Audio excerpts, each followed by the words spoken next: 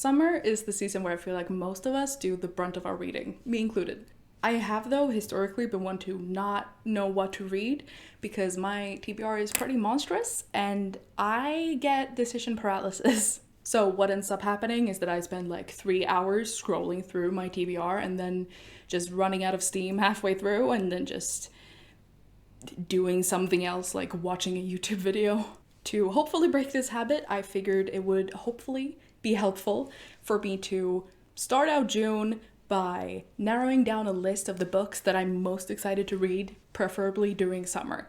To be very clear though, I'm not expecting to read every single book during this summer because I made a big list of books hoping that I will always be able to find something that catches my attention in this list whenever I need something to read. So if I miss a few books or if I don't read like half of these, that's okay. This is just here as a tool to stop the perpetual scrolling. I have decided to split this video into categories, mostly based on genre. The categories that are not based on genre will be based on some kind of other grouping that makes sense to me, and I hope it will make sense to you as well. First, we have library loans. This category is here just because I went to the library a few days ago and I found 3 books. Well, 4 technically, that I really wanted to read, and here they are. These are mostly here because I need to finish them within the month so that I can return them. Starting off strong with a book that I'm pretty sure has been a TikTok darling is Yellowface by R.F. Kuang. I have read her other book, Babel, which I did love. It's a fantasy, shocker, and this one's a lit fic or like contemporary fiction, so I'm not sure whether or not I would like it. I'm pretty picky when it comes to lit fic that I actually enjoy. This book is supposedly about an author who isn't seeing that much success reaching her dream, but whose kind of sort of friend from university is killing it. One day they're celebrating her friend finishing her latest novel, and she chokes on a pancake and dies? Question mark. Our main character then steals the manuscript in order to pass it off as her own. She then changes her pen name in order to appear more racially ambiguous, maybe even leaning Asian, sort of, which her friend was Chinese American, and the subject matter of the novel is something Chinese history, kind of, I think. This one sounds pretty interesting to me.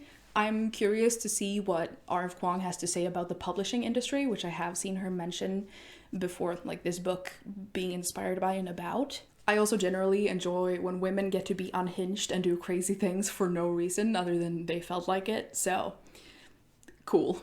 Next up is The Blood Trials by N.E. Davenport. I also got this recommendation off of Book Talk, which I guess I have a few of them on my TBR actually, but nowadays I don't listen that much to TikTok recommendations. I don't really trust them that much, if I'm being real. But this book has been on my TBR for about a year now, I think, which I feel like is long enough for it to really need to be read at some point. I just stumbled upon this book on the fantasy shelf in the library, and I saw the title and I was like, all right.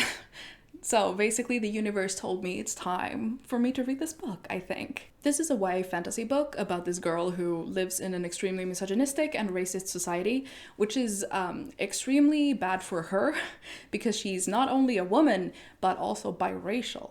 Oh no. Her grandfather gets murdered, and in order to get revenge for this, she enlists in something called the Praetorian Trials.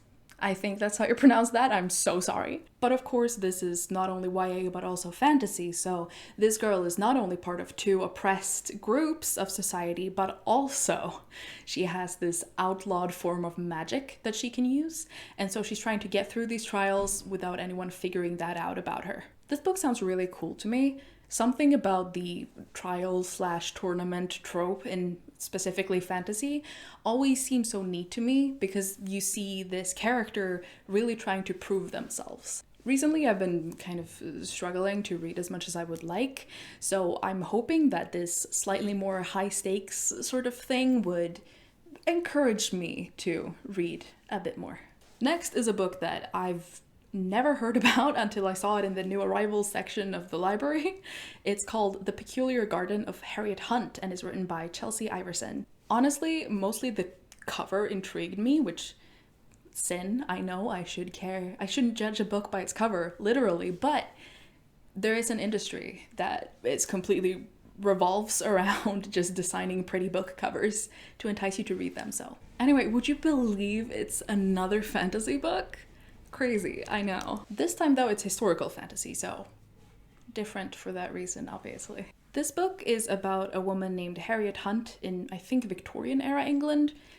I don't know who the queen/king was at the time, but some sort of historical England times, right? Per the title, she spends most of her time in her garden. Her father was really, really terrible to her, but he has recently disappeared mysteriously and no one knows where he is. Suddenly, she becomes the prime suspect for his disappearance for no reason other than the fact that she's his daughter or something, I don't know. And of course, because this is some sort of historical version of England, the only way a woman can really protect herself is to get married. But then as time goes on, her new husband seems to be more and more suspicious and maybe has something to do with this. I'm sensing some kind of mystery here, even though it's not tagged as a mystery on Goodreads or Storygraph. But I really enjoy a mystery. I actually like Agatha Christie's Murder on the Orient Express.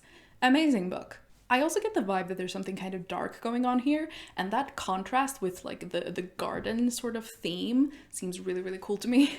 And yeah, I want to find out what is going on here. Those are the 4 books that I got this time. The next category is romance. I mentioned before that though I like romance books, they're not what I typically reach for when I need a new read. However, I do think that romance novels make for pretty easy reading sometimes, and I feel like that kind of mood for summer is perfect, so I got a few on this list. First up is 7 Days in June by Tia Williams. This book has been recommended by some of my favorite influencers on social media, and also June is literally in the name, so I feel like I should try to get through it this month. It's also been sold to me as more of a serious romance kind of, with something more than a meet cute and then a third act breakup, you know?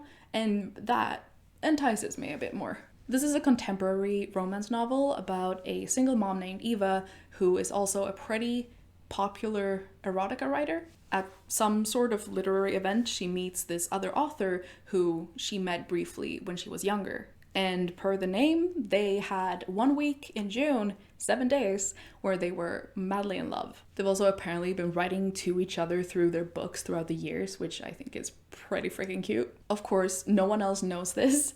They keep it secret from everyone else for reasons that I don't know because I haven't read it yet. This sounds really cute, but at the same time, I think it sounds pretty grounded. I enjoy the thought of a second chance kind of thing, and I also think that we need to represent mothers as like the main character, the protagonist of stories more.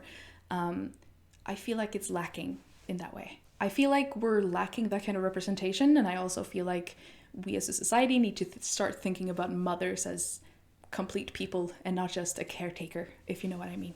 Anyway, excited about this one. Next up is Great Big Beautiful Life by Emily Henry. I believe this is her newest release.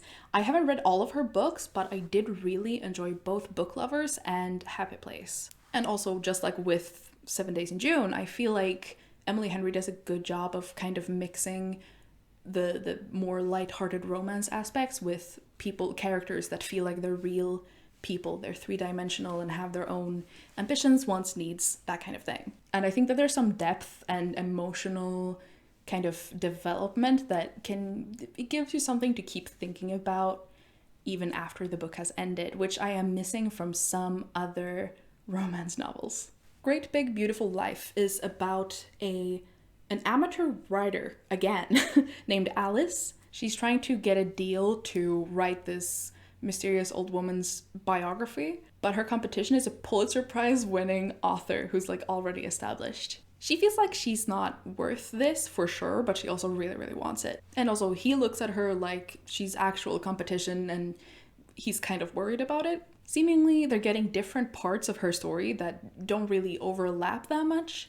So maybe if circumstances were different, they could have, compared notes and gotten a more complete story out of it all.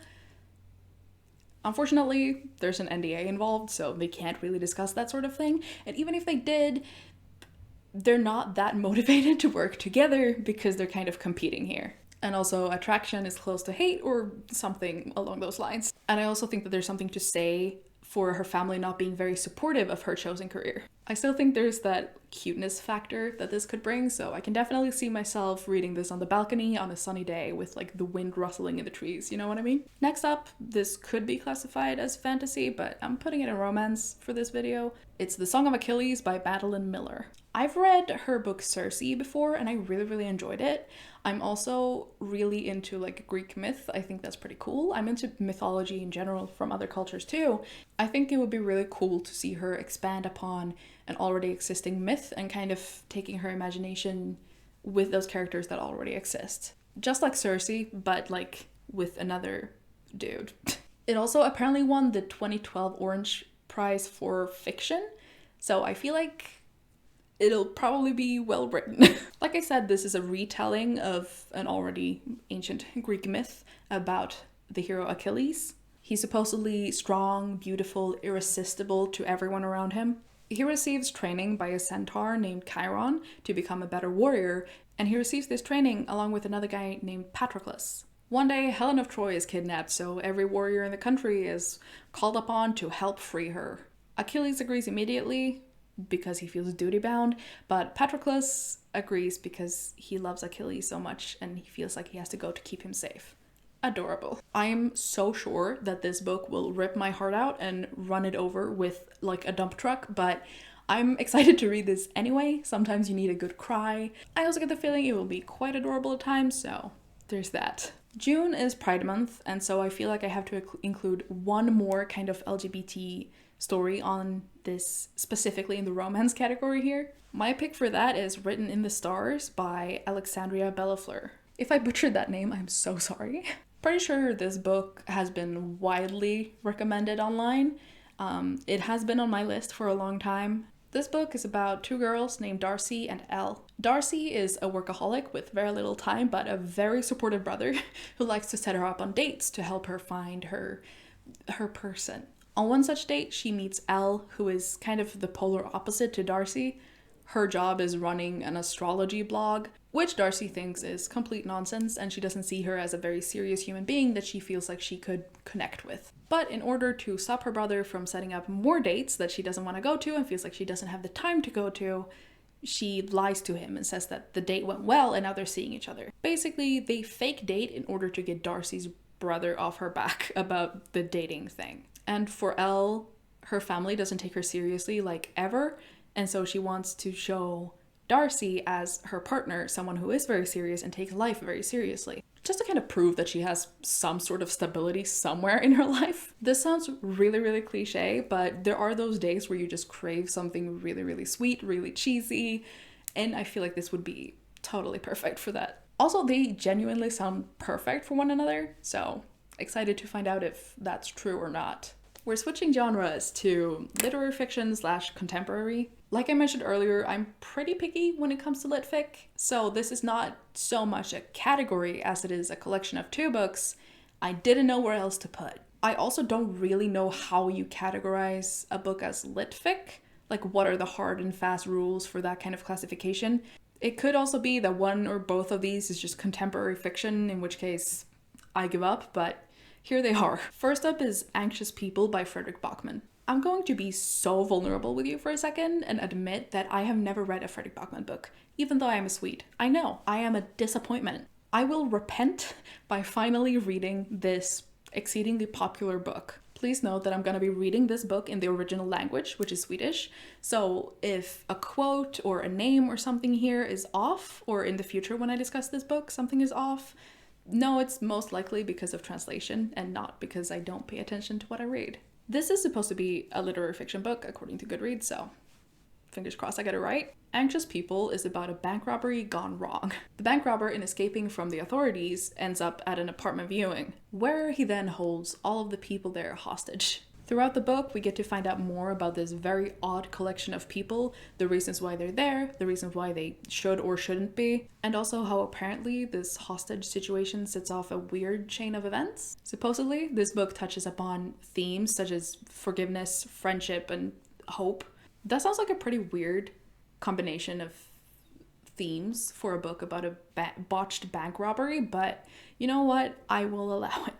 I do feel duty-bound to read this book, and so I will. Next up is The Secret History by Donna Tartt. This is the book that was credited as starting the whole dark academia sort of trend. I adore that sort of moody academic setting, so I really feel like I should be reading this book. This book centers a group of university students who, under the guidance of their classics professor, I think, start to change the way that they think and that they talk. This change is supposed to be so drastic, apparently, that it starts going from bad to worse until they reach all the way until evil. The back of the book and the summaries that I found on Goodreads and Storygraph are pretty vague.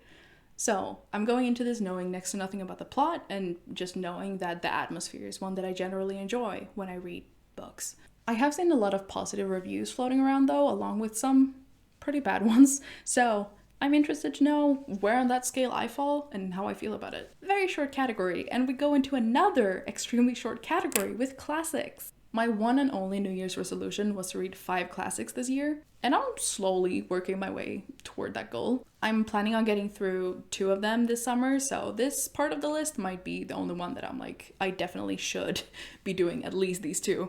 But yeah, no, this is not really even a list because it's just 2 books. So, first up is The Picture of Dorian Gray by Oscar Wilde. From what I understand, this book is quite short, especially for a classic. For me, I think that's a good thing because sometimes I get big book fear. It's what kept me from reading The Will of the Many for so long, for example. I think also sometimes classics are really hard to read and to get into because the prose does include so much of like older language, so much more like kind of purple prose sort of thing. So I think short length will help me here. This book is about a man named Dorian Gray who is enamored with his own portrait. In an effort to keep existing just as he was in that moment, he sells his soul. He engages in what is considered sinful behavior behind the backs of everyone, and he hides it. So on the outside, he still appears to be a very respectable gentleman. The only evidence you end up seeing of his debauchery is that his portrait really shows who he is. Beyond just the length of the book, the premise is really cool. I'm usually not much for horror because I don't enjoy gore and stuff like that, but this one doesn't seem like that kind of horror. It doesn't seem like it's made to terrify me out of my mind. It seems more like a thought experiment almost, and that interests me. So, again, I haven't read this book, so we'll just have to see if I'm right or not. Next is 5 Little Pigs by Agatha Christie. I mentioned earlier that I really enjoyed Murder on the Orient Express by Agatha Christie. I had kind of forgotten how much I enjoy reading mysteries before reading that book, and now that I'm back on that sort of train again, excited to read one more. I did Google it, and apparently Agatha Christie does count as classics according to some people, not according to some other people. I'm gonna count it for selfish reasons. I don't know. I just think that Hercule Poirot is a really interesting and like compelling character, and seeing the entire thing unfold through his eyes and from his perspective is really cool. This book is about a murder that seems very straightforward according to the police. A man was murdered and there's enough evidence that it was his wife that not a lot of questions are asked, and she is condemned to death. However, many years after the incident, their daughter discovers a letter from her mother that seems to point to something fishy going on here. So she contacts Detective Poirot and asks him to look into it one final time to just put this to rest for her. This premise is not unique, and it doesn't have to be. It's a mystery book, so the case itself is the thing that's supposed to be new and kind of shocking and innovative. And from what I've heard about other Agatha Christie books, they all seem to be, so excited. Finally, we've gotten to the biggest category of this list. Can you guess what it is? It's fantasy. I did also include sci-fi on here because I feel like they're so close together, it's kind of hard to separate them sometimes. This category contains 7 more books that I want to read. I'm going crazy. I am a sucker for this genre. I almost always am itching to read it, so I figured I would set myself up for success this summer. First up is The City of Brass by S.A. Chakraborty. I just know I butchered that so bad. I'm so sorry. I listened to The Adventures of Amina al-Sarafi like last year, I think, and it was really, really good. Like I mentioned earlier about mothers never being the protagonist, Amina is. Anyway, this is about a completely different book, so. The City of Brass is about a woman named Nari who is a street thief and a con woman. She accidentally summons a djinn somehow. She didn't think that they existed, but apparently they do because there is one right in front of her. In order to protect herself from whatever the reason is that she can summon a djinn, she goes with him into the land of the djinn, I guess, to the City of Brass. Supposedly, this is where she learns about real power and about court politics because she lives in the palace, and that magic maybe not always is what can protect her. I am so here for stories that centers different types of mythology, and I know very little about Egyptian mythology, if I'm being honest. This sounds really cool. I think it's going to introduce me to a lot of new things that I'm going to be very happy to learn more about. I'm sure much of it has been adapted and changed in order to fit into the story itself, but it's, I think, a crash course maybe. It will mention some things that I can later research if I feel like it. Next, we have Heavenly Tyrant by Shiran J. Zhao. I have read the first book in the series, Iron Widow, of course, and I really enjoyed it. I'm not going to talk much about this book in particular because I don't want to spoil anything, which I feel like I would do if I tried to summarize book 2. You know what I mean? Here's the basic premise for the series, though. Men and women get paired together to operate these huge, transformable robots in order to protect humanity from an alien invasion threat. Unfortunately, this usually drains women in particular and oftentimes leads to them dying outright. Our main character is named Wu Zetian.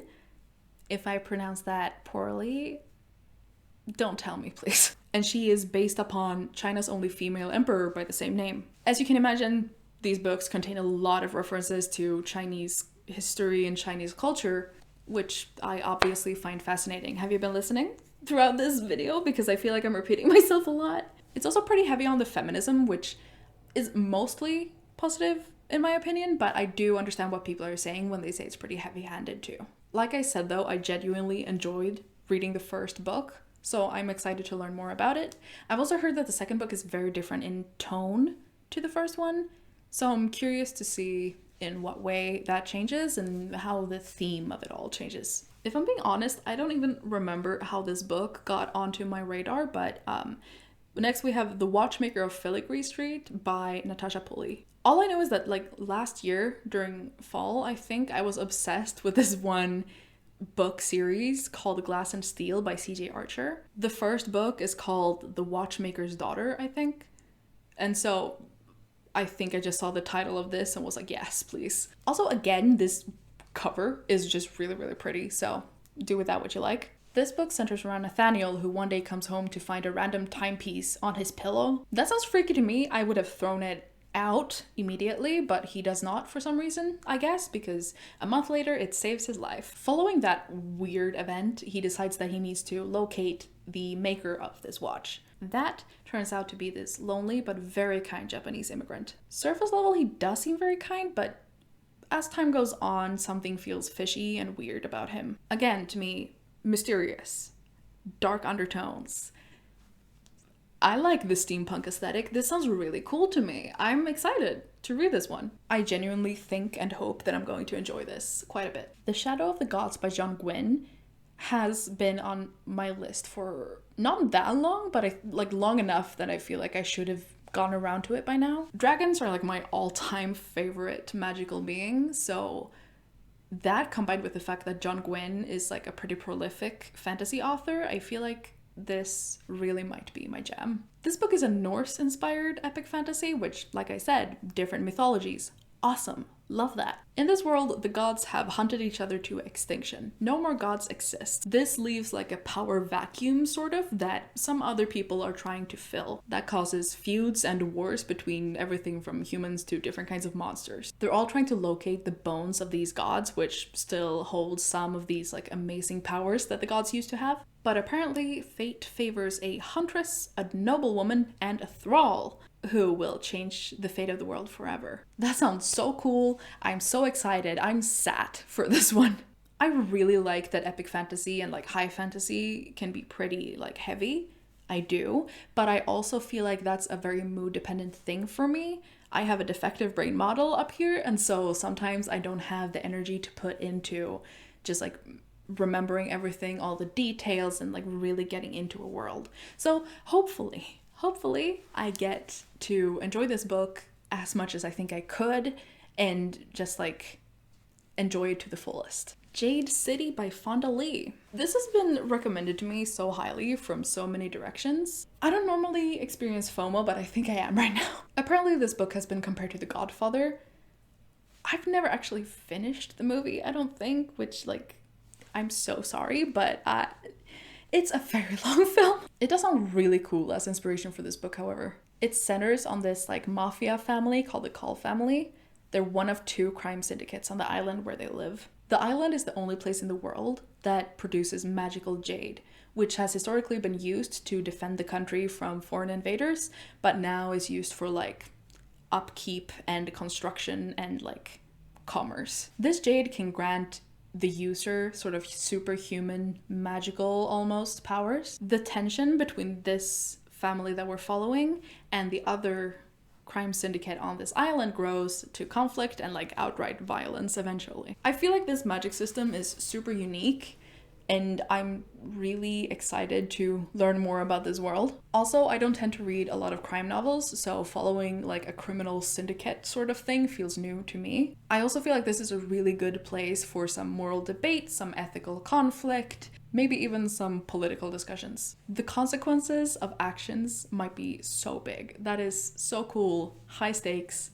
You have my attention. Next, we have The Three-Body Problem by Cixin Liu. This one is also highly recommended like many of the books on this list, and I just still haven't gotten around to it. It's set in China during their Cultural Revolution. A secret military operation sends a message into space, which is intercepted by some aliens whose planet has been destroyed. They send notice that they're coming to invade Earth, I guess.